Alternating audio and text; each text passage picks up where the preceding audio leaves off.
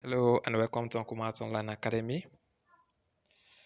Today we have sets and we want to discuss the following: the meaning of sets, set notation, finite sets, infinite sets, subsets, supersets, universal sets, empty sets, unit sets, complementary sets, equality sets, cardinality of sets, intersection of sets, union of sets, Venn diagrams, and of course we are going to solve many WAEC, NECO and JAM questions.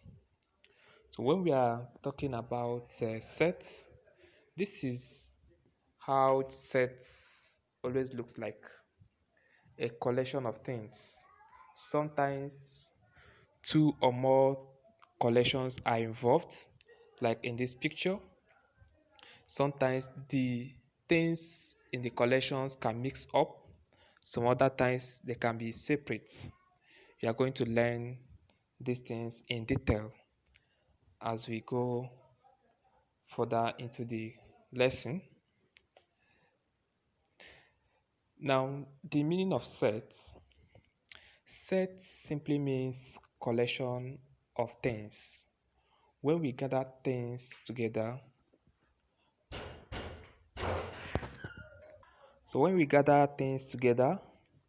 we call it a set. For example, when students are gathered, we call it a set. That is, a class is a set. A school is a set. A bag of anything is a set. Once we have a group of something, we name it a set. So set is actually another name for a group of something. A set is another name for a group of something. In mathematics, we regard groups as sets. So these are different kinds of sets. A bag of orange. In a bag of orange, we have oranges. Now, in every group, the things that make up the group are called elements. Therefore, in your class, the class is a set, while the students and the teachers that are in the class are the elements.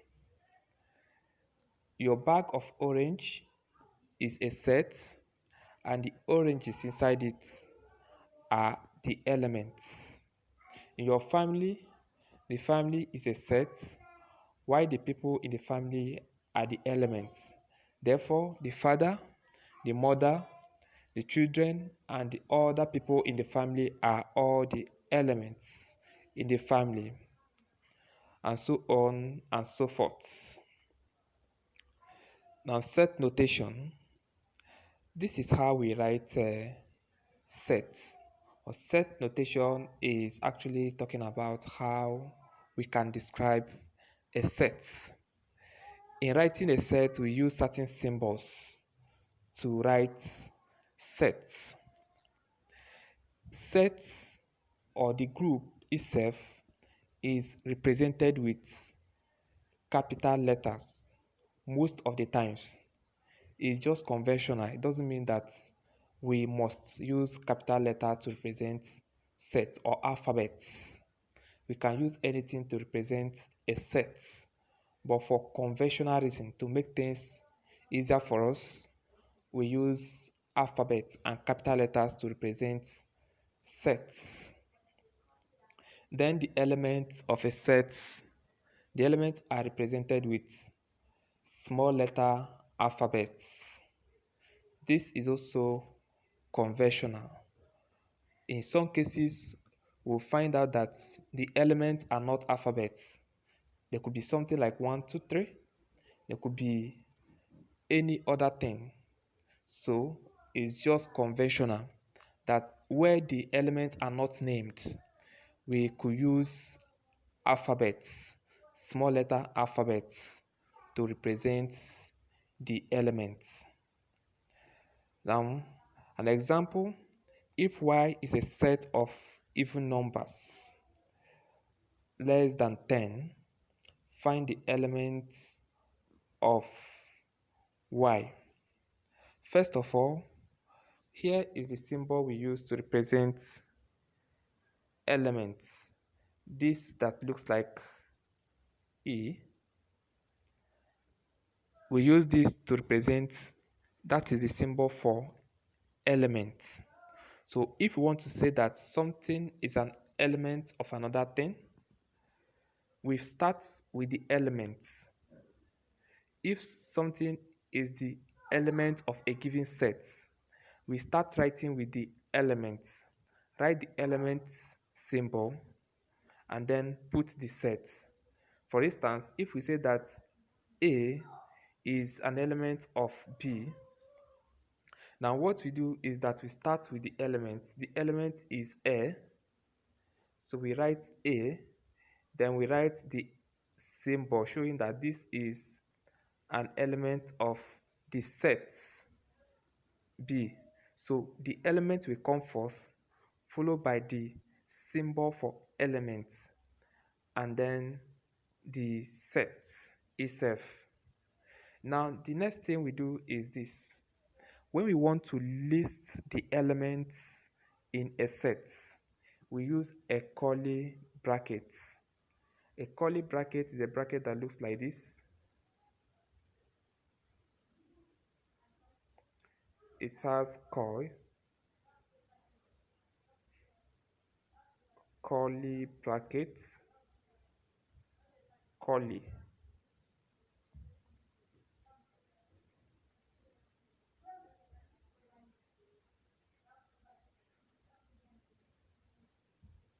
Curly brackets. So we put all the elements of the sets inside the curly brackets and use comma to separate the elements. So if the elements of a given set is 1, 2, 3, we can say that maybe the element is A, and we can say that A is equal to, put the curly brackets, then inside the brackets we list the elements of the set 1, 2, 3. So this is how we represent sets. This is all about set notation. Then finite sets. A finite set is a set that all the members of it can be identified. Like when we can get all the members or all the elements in the set, we say that the set is a finite set. There are some things you want to count, you can never count everything in that group. That one is not a finite set. But if there is something, or if the set contains something you can count all the members or all the elements, we say that it is a finite set. For instance, if somebody says that the set A is equal to integers from 1 to 10. Integers from 1 to 10. Of course, we know that the integers from 1 to 10, we can list all of them out.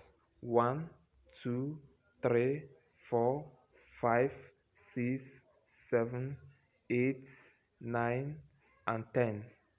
So these are the integers from 1 to 10. There is no other integer that from 1 to 10 that we have not listed in this set.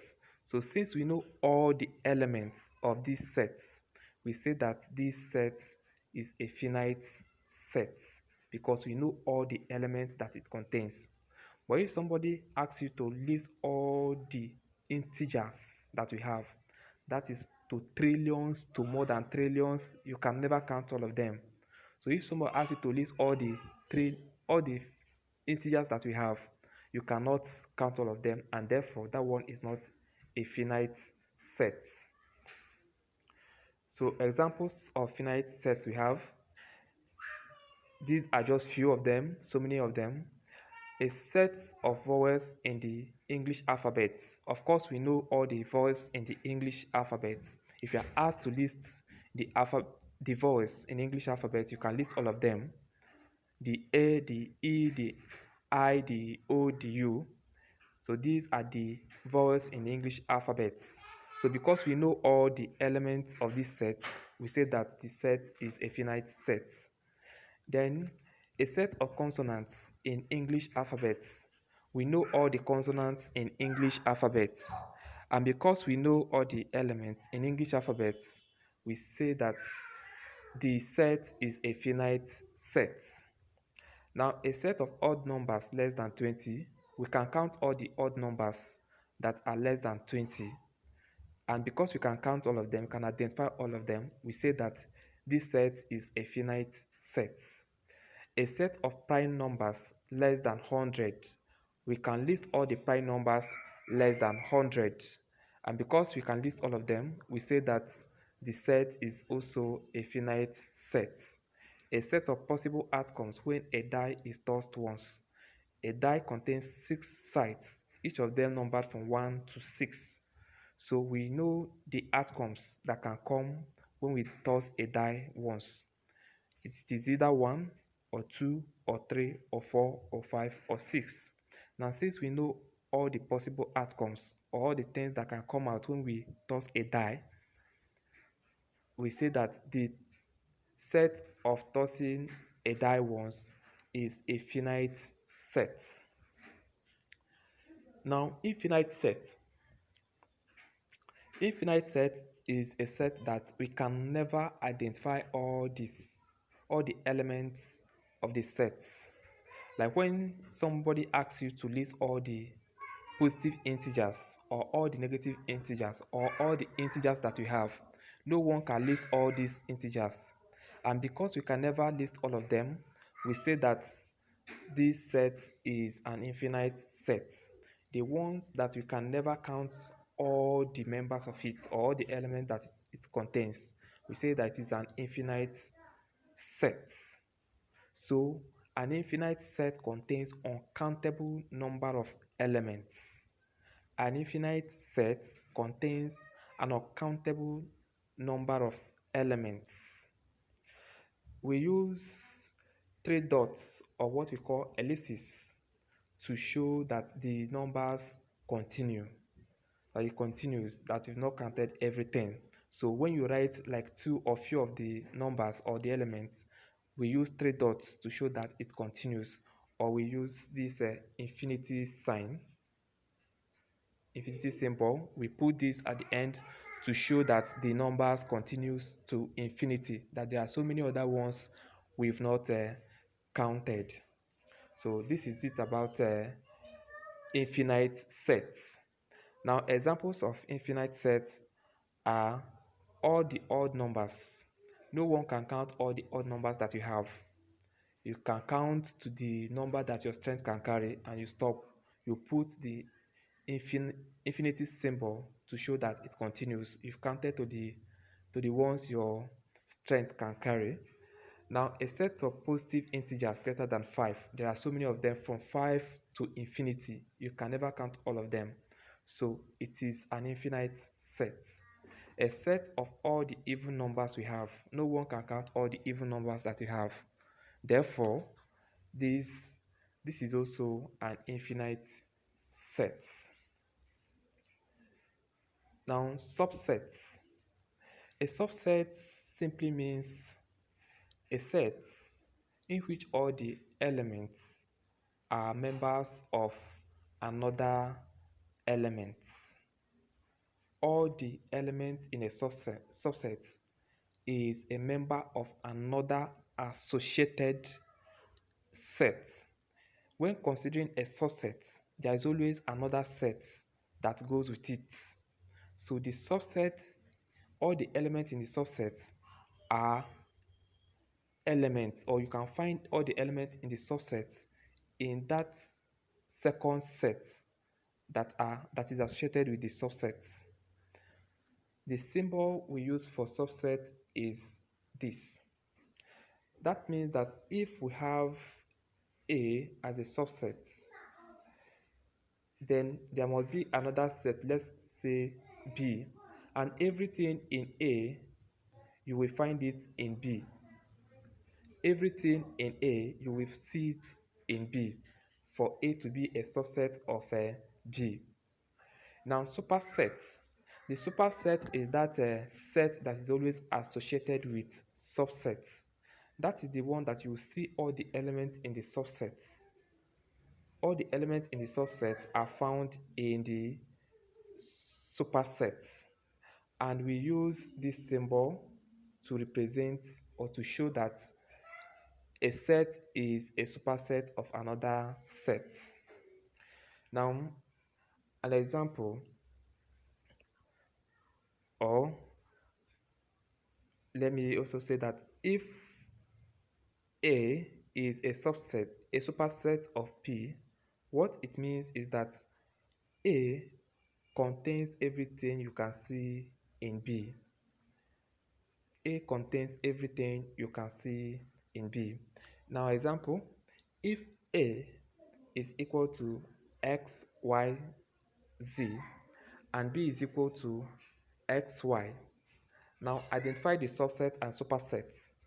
Now, the subset is the one that all its elements are found in another associated set. Now, the associated set here is A. We have A and B. Now, the B has two elements, and the two elements XY, we can see XY in A. So, X and Y are elements in A. Therefore, since we can see all the elements in B in A, it means that B is a subset. Why? A contains all the elements in B. You list them out. A, X, you see X in B. Y, you see Y in B. Then that means that A is of a superset of B. It contains all the elements you can see in B. The same way, for you to identify the subset, you check if all the elements in B are elements in A. Note that supersets always contains more elements than the subsets. The superset contains more elements than the supersets. Okay, so this is how we identify supersets and then subsets. Now, equality of sets. When we say that sets are equal, it means that they contain the same elements. Basically, the two sets are subsets of each other, in which case everything you see in the first set is also found in the second set. So if we have two or more sets in which all the elements in one set is also found in the other set, we say that they are equal. For example, here we have A as a set is equal to A, C, E, G, H, and B is equal to E, G, H, A, C. Now, to identify if these two sets are equal, we simply check all the elements in the two sets to see if all the elements in A, you pick any of the sets, you can pick A and check if all the elements in A are in B. If that is the case, then the two sets are equal. If that is not the case, then they are not equal. You can pick any of the sets and check to see if it contains all the elements in the second set. Now note that the arrangement of the elements does not matter. What you are concerned with is to ensure that all the elements in the first set is also found in the second set, whether the elements are arranged, no matter the order that the elements are arranged, it does not matter. What matters is that all the elements in the first set must be present in the second set. So that is it about equality of sets. So when we check this one, we see that if we pick B, we see that all the elements in B are all in A. E is a subset, is an element of A. G is a subset of A. H is a subset of A. E is a subset. A is a subset of A, and C is a subset of A. Now, since all the elements in B are seen in B, elements in B are seen in A, now it means that A is equal to B. The two sets are equal.